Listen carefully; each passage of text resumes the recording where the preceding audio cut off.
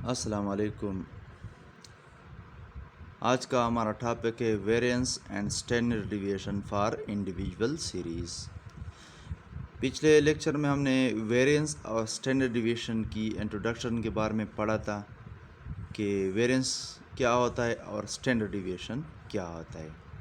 उनकी डिफिनीशन भी करवाई थी और उनका फार्मूले भी आपको करवाए थे। आज हम पढ़ेंगे कि variance and standard deviation for individual series कैसे कैलकुलेट किया जाता है। तो यहाँ पर एक एग्ज़ाम्पल है और उस एग्ज़ाम्पल के थ्रू हम आपको समझाते हैं कि इस सीरीज़ का वेरिएंस और स्टैंडर्ड डिविएशन कैसे कैलकुलेट किया जाता है। डेटा में हमारे पास जो पॉपुलेशन यूनिट्स है वो कुछ 10 यूनिट्स है, वो गिवन है हमारे पास, जो 7, 8, 10, 14, 13, 25, 19, 20, 28 एंड 26।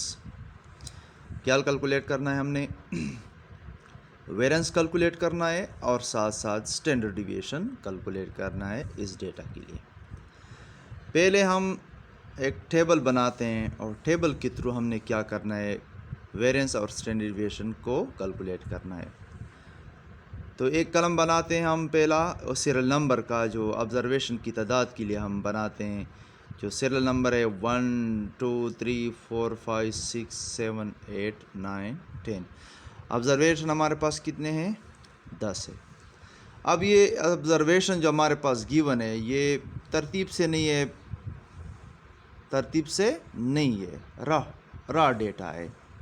तो हम थोड़ा इसको तरतीब देते हैं, तरतीब के साथ हम इसको रखते हैं।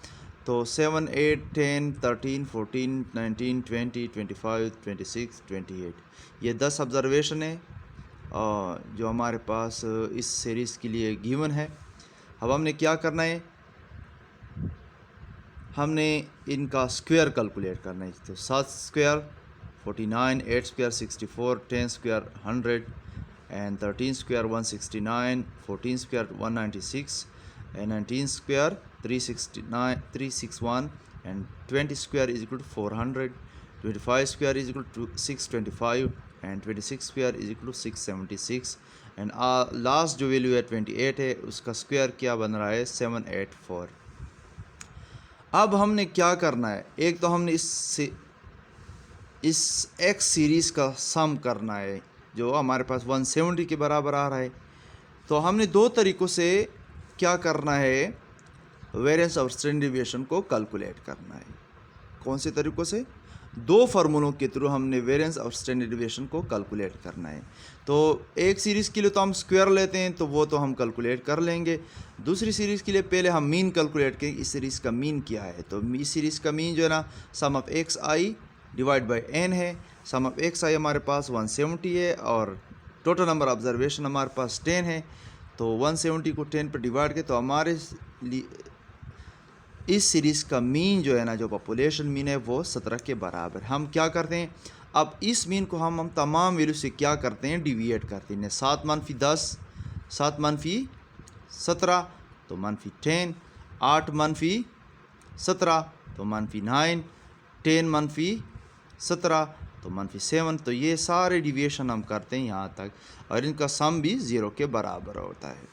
अब हम क्या करते हैं, इन तमाम डिविएशन का क्या लेते हैं, स्क्वायर है। यानी -10 का स्क्वायर 100, 9 का स्क्वायर 81, -7 का स्क्वायर 49, -4 का स्क्वायर 16, -3 का स्क्वायर 9 एंड 2 का स्क्वायर 4, 3 का स्क्वायर 9 एंड 8 का स्क्वायर 64, 9 का स्क्वायर 81 और 11 का स्क्वायर जो है ना वो 121 आ रहा है।